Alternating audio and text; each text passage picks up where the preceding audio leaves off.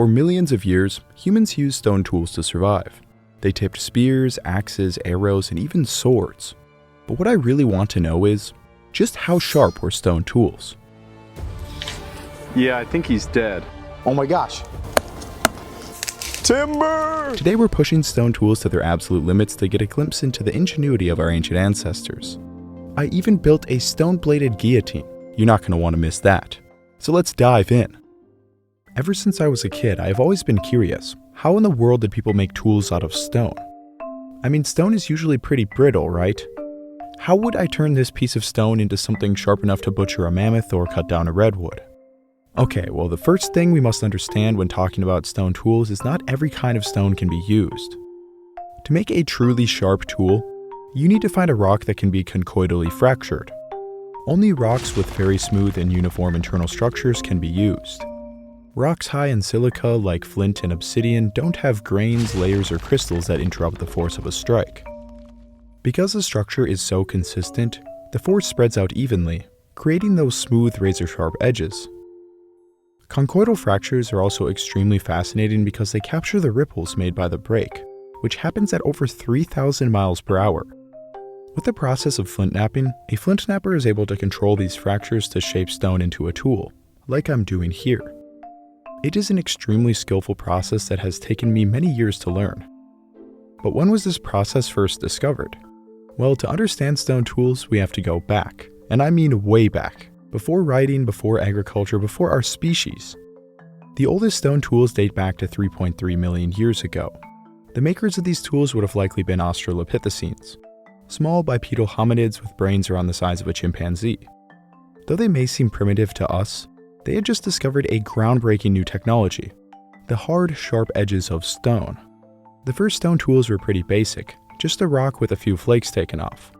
But this allowed hominids to butcher animals they hunted and scavenge carcasses. Without a cutting tool, scavenging a carcass would have been very difficult. But with a sharp stone tool, you could run in, cut off a leg, and get out before the hyenas got you.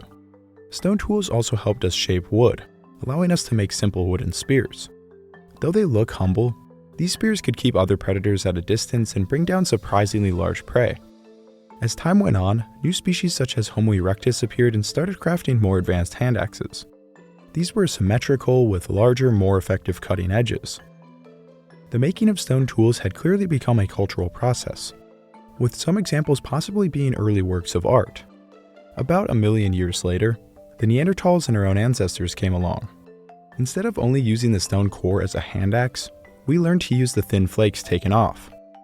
We developed methods to control the shape of these flakes, allowing us to make some truly devastating stone points. The points had razor-sharp edges and could take down megafauna with a single strike. As the years went by and our species, Homo sapiens, conquered the world, thousands of stone tool designs were created. It is honestly astonishing just how many ways we discovered to utilize stone. Some cultures clearly focused on creating stunning points to show off.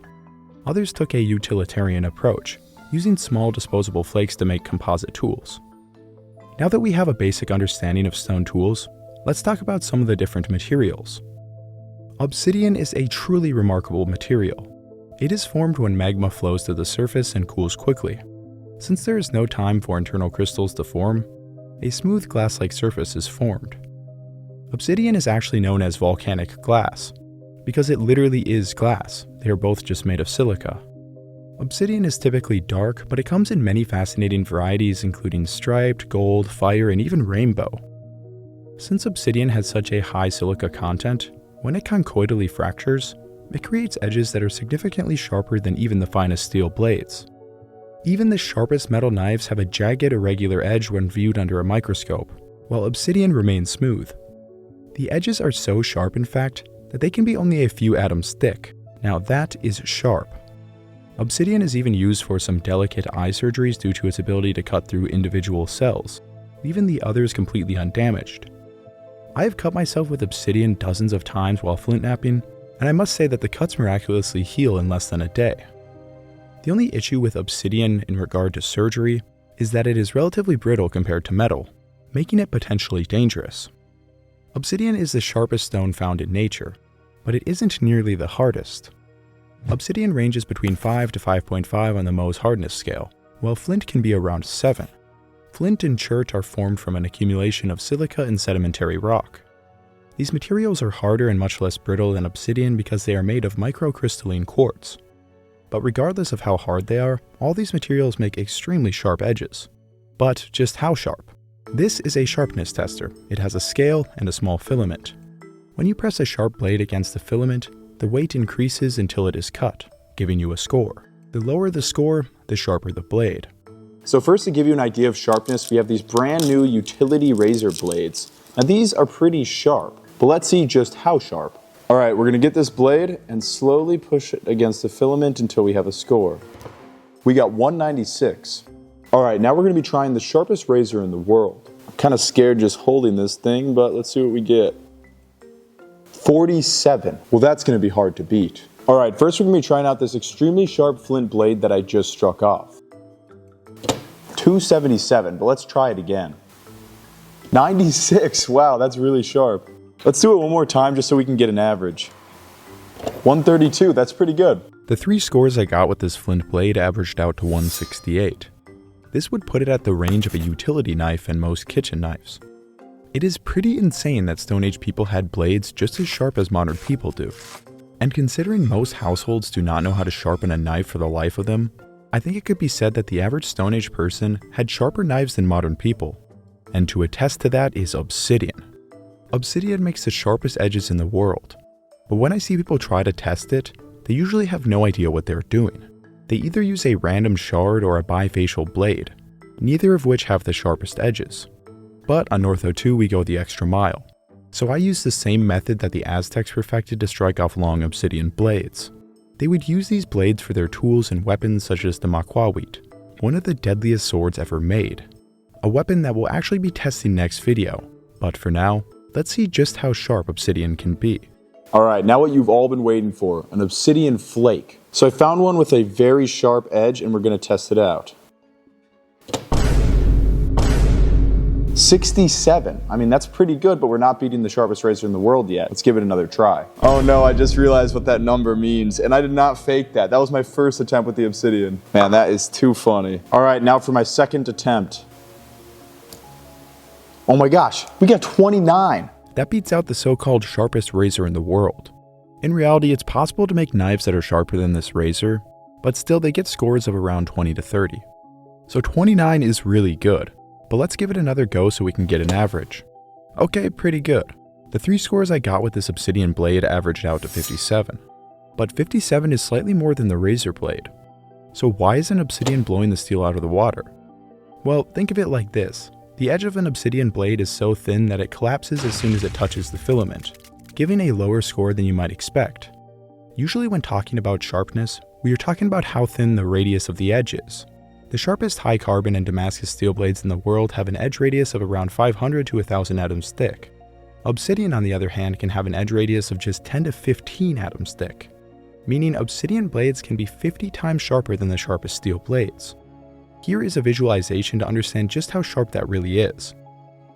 This is again because steel has to be sanded into shape, leaving behind jagged marks, while obsidian smoothly fractures. On the other hand, obsidian is so sharp that it easily fractures. To get a better picture of just how sharp, let's do some more practical tests. All right, so here's a utility razor and a tomato. Let's see how it cuts. You know, it's pretty sharp. I mean, it's definitely a razor blade, just a little bit of force, and you fall in, look at that. But now, let's turn it over and test it against obsidian. Here is a very sharp obsidian blade. Let's see how it cuts. Wow, it just glides right in. Well, it doesn't have as straight of a blade, but I'm definitely noticing that it is way better at penetrating the tomato's skin. Now let's try an actual obsidian knife. Well, it kind of works, but it's just kind of mushing right through the tomato. I think a steel knife might be better just because it's so much thinner. Now for the next test, we're going to be testing out stone and metal knives in this pork tenderloin. All right, so here's the pork tenderloin, and first let's cut it with this metal knife. So this metal knife is brand new, and yeah, it cuts right through it. You know, it's a metal knife, not too much effort, just a few back and forths, and you're right through it. But now let's see how our obsidian knife stacks up. All right, let's see. So about the same amount of force. Let's try it again. Maybe a few more strokes, just glides right through the meat. But now let's try that obsidian bladelet. Look at that, it's amazing, it's so sharp. 2 cuts, forward, backward, gone. Forward, backward, look at that, razor sharp. Next, we're going to be trying to cut through tooling leather. Tooling leather is extremely tough stuff. So first, let's see how our steel knife performs. All right, we got an edge. We're going to push the knife through. It's pretty difficult. We're cutting through just barely. Oh, there we go. Got a little strip off. We're going to do it again from this angle. Man, this is hard with this knife. Oh, there we go. But now let's test it against obsidian. All right, we've got in here, and now let's push through the leather. Just like that. The obsidian is actually better than the steel at cutting this stuff. Just look at this. Glided right through it. So yeah, obsidian can cut tough things. But we have another test. Can a stone blade cut through a thick piece of rope like this machete? Well, to test, I actually created a stone-bladed guillotine. And if you haven't guessed yet, I'm your unemployed friend on a Tuesday. This device will truly test the limits of stone tools. All right, so first we're going to be testing out on this cantaloupe.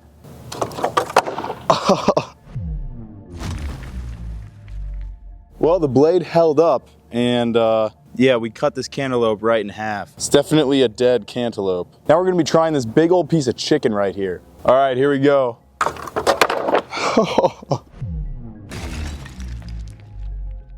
Well, where the blade hit, we went right through the bone. Look at that. That is deadly. All right, we got a bigger blade on there, so let's test it out.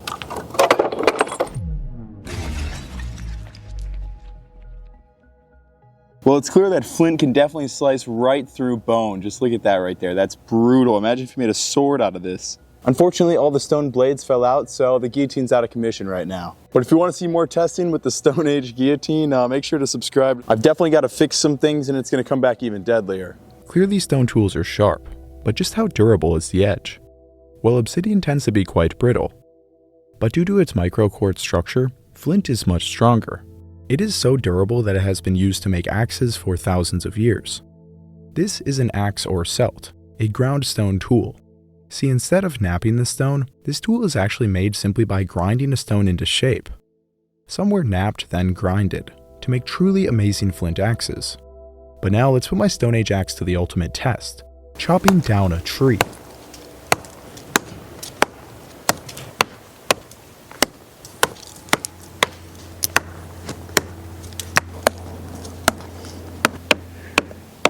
All right, I think I can just pull it down now. Timber! Well, after a long battle, I was successful. The stone axe worked well, but probably a lot slower than modern tools. But the axe completely held up. There's no damage to the edge at all.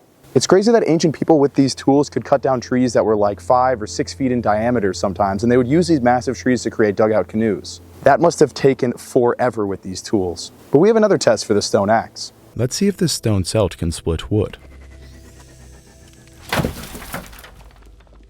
Due to its shape, it was actually great at splitting. What a versatile ancient tool. Finally, it is time to talk about stone projectile points, undeniably the coolest stone tools. Stone tools have been hafted in spears for at least 500,000 years. They were a massive advancement from simple wooden spears. They can be used to stab, throw, and be propelled with spear throwers or with a bow. One projectile with a stone point can be fatal to animals as big as bison and possibly even mammoths. So let's test how deadly stone points are on ballistics gel heads complete with skulls. These skulls are tough. Do you think stone tools will be powerful enough? First, we will be using a sharp flint arrowhead that I flint knapped myself with a roughly 50-pound bow.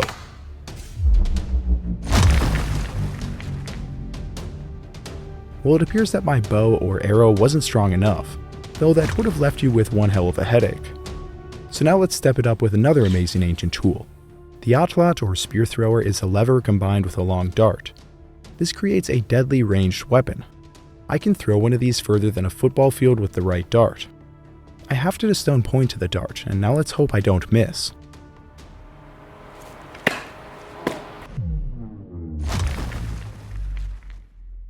Yeah, I think he's dead. Now that was deadly. But now onto another ballistics gel skull. Let's test a much larger Neanderthal-style spear point.